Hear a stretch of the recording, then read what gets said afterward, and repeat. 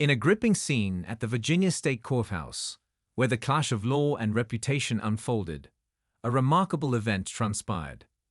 Clint Eastwood, the 94-year-old Hollywood icon, found himself handcuffed in the heart of the courtroom. This wasn't merely a trial. It was an electrifying confrontation between the might of the legal system and the honor of a legend, a battle pitting the quiet weight of justice against the bold voice of truth. Just when it seemed the situation was resolved, Pam Bondi made a dramatic entrance, having learned the lawsuit against Eastwood was a calculated, politically driven attempt to stifle free speech, reaching First Amendment protections. As Attorney General, Bondi executed a move that left the courtroom in awe. Before we delve deeper, share where you're tuning in from, and be sure to subscribe to stay updated on the latest courtroom sagas. In Courtroom 4, the tension was palpable, as tight as a drawn bowstring. The audience sat in hushed anticipation as Clint Eastwood took the witness stand, embodying the stoic resolve of his cowboy persona from Asterisk, A Fistful of Dollars Asterisk. Dressed in a dignified gray suit, his piercing gaze never faltered. Judge Douglas Whittaker, perched at his elevated bench, spoke with a resonant, professional tone edged with sharpness.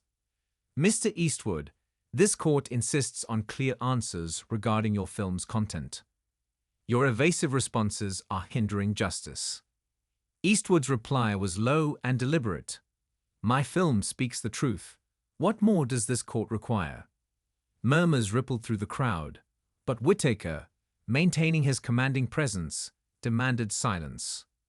Mr. Eastwood, he continued, the court holds you in contempt for willful non-compliance. Arrest him now. The metallic clink of handcuffs reverberated as officers approached, stunning the onlookers. Reporters scribbled furiously, a cinematic titan in chains. Yet Eastwood stood unbowed, his eyes blazing with defiance. Suddenly, Pam Bondi, U.S. Attorney General, rose from the spectator seats, her black suit exuding authority. Your Honor, her voice rang out, steady yet forceful, the Department of Justice objects. This lawsuit infringes on constitutional free speech rights. She brandished a federal filing. This is a motion to suspend all actions against Mr. Eastwood. The courtroom fell silent. Whittaker, his composure briefly shaken, reviewed the document as the audience erupted in scattered applause. Bondi, with a steely gaze, faced the judge. Eastwood offered a subtle nod, his eyes glinting with admiration. A legal war had ignited, spearheaded by the Department of Justice, and the truth would not be easily quelled. The sharp crack of Judge Douglas Whittaker's gavel still lingered as the order to detain Clint Eastwood sent shockwaves through the trial. News spread swiftly beyond the courthouse's stone walls, reaching fervent fans gathered outside under the scorching sun. They'd waved banners featuring Eastwood's image from Asterisk High Plains Drifter Asterisk, not just as a revered filmmaker, but as a beacon of unyielding fortitude. This dramatic moment stemmed from a documentary Eastwood had discreetly produced, now thrusting him into a historic legal maelstrom. The film, directed by Eastwood himself, revealed a major media conglomerate's manipulation of information, threatening free speech. With incisive interviews and damning internal documents, the film sparked outrage even from its trailers to boot. The targeted conglomerate swiftly filed a lawsuit, accusing Eastwood of disseminating falsehoods and inciting public unrest, demanding he surrender all production materials. A demand he staunchly rejected.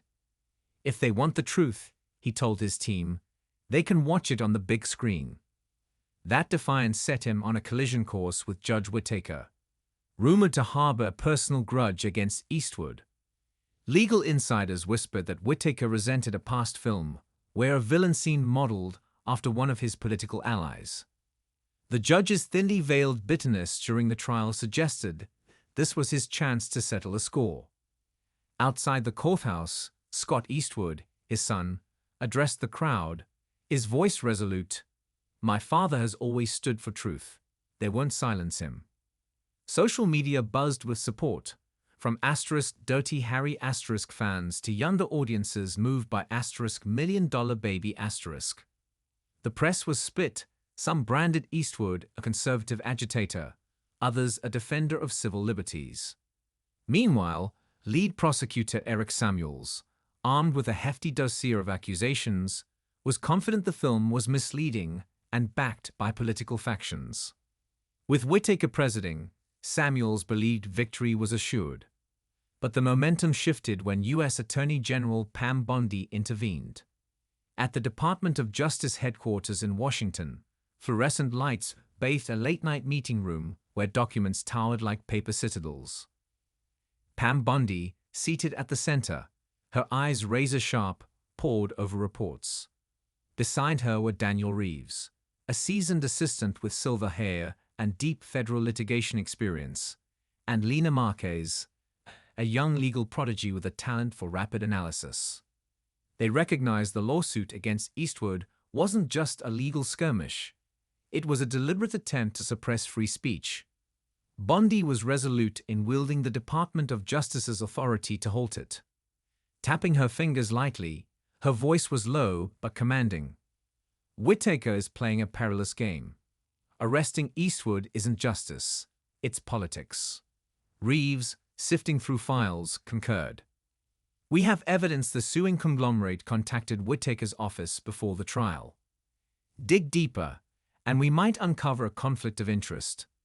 Marquez, swiping her tablet, added, I found an internal conglomerate report outlining a plan to smear Eastwood and bury the film. With over a decade as a prosecutor and Florida's Attorney General, Bondi had sharpened her ability to discern motives behind lawsuits. She had battled corporations and political heavyweights, always staying a step ahead. The case against Eastwood struck at her core belief in free speech, a principle she swore to uphold as Attorney General. Years earlier, at a California conference, Bondi met Eastwood and was struck by his ability to weave raw truth into art. Now she backed him not just as an icon, but because the lawsuit threatened the constitutional bedrock she was sworn to defend. The federal motion has Whittaker rattled, Bondi said, scanning her team. But Samuels will try to tie the film to extremist groups. We need to prove it's an independent investigation. Reeves suggested, call Mia, Eastwood's producer. She can confirm the transparency. Marquez added, and Ryan Holt, the investigative journalist. He has the raw data to debunk the misinformation claims. Bondi nodded, her eyes gleaming. Good. We'll make the courtroom a stage for truth, not Whittaker. Standing, she gazed out at the city shrouded in darkness. Whittaker and the conglomerate think they can weaponize the law to silence Eastwood, she said, her voice unwavering. But the Department of Justice won't allow it. Prepare for every contingency, from witnesses to probing Whittaker. She turned, her gaze piercing. I want every document triple-checked by dawn. We're not just defending Eastwood. We're safeguarding every citizen's right to speak. Reeves began drafting a brief for the federal attorney, who would represent the Department of Justice in court. Marquez dove into the conglomerate's financial records, hunting for ties to Whittaker or his allies. Bondi outlined the strategy. Use Mia to prove the film's transparent process, have Ryan Holt validate the data, and launch a federal investigation into Whittaker based on Marquez's findings. But Bondi knew winning in court wasn't enough. She needed a bolder move to prevent Whittaker's future overreach. She instructed Reeves to contact the Office of the Inspector General to review Whittaker's recent rulings for signs of abuse. If we can prove bias, Bondi said, Whittaker won't just lose, he'll lose his credibility. Marquez nodded, her fingers racing across her tablet. I'll have a preliminary report for the inspector by morning. Bondi also considered public perception. The lawsuit had drawn intense media scrutiny. She directed the Department of Justice's communications team to craft a succinct statement affirming their commitment to constitutional rights, while keeping the Whittaker investigation confidential. We need the public to rally behind truth, Bondi said, but the media can't disrupt our strategy. Before leaving, she glanced at a photo on the wall, a scene from Unforgiven Eastwood's eyes resolute in a storm.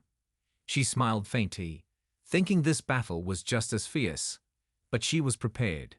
As she stepped into the hallway, her shadow stretched like a warrior on a mission to uphold justice.